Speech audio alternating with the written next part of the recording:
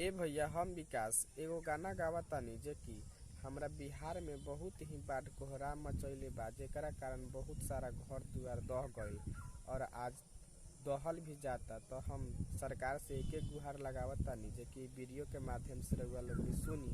आ वीडियो यदि आप लोग के अच्छा लगी तो चैनल के सब्सक्राइब करके वीडियो के एक लाइक जरूर कर दे। हम आई वीडियो के ज़्यादा से ज़्यादा शेयर करम ताकि हमारा और भाई लोग के पहुँचे और भाई लोग से एक निवेदन बा कि ये वीडियो के अपना सरकार के पास पहुँचाई और कुछ न कुछ जरूर हमने की मदद करवाई। तो चली भैया हम वीडियो में अपन गाना के भाव से व्यक्त करतानी अपन दर्द।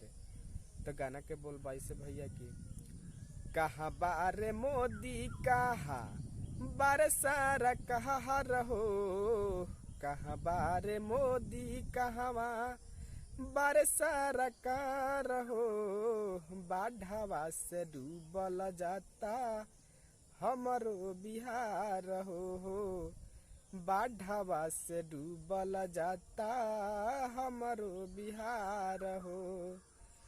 कहाँ बारे मोदी कहाँ बारे सरकार हो, कहाँ बारे मोदी कहाँ बारे सरकार हो, बाढ़वा से डूबल जाता हमारो बिहार हो, बाढ़वा से डूबल जाता हमारो बिहार हो।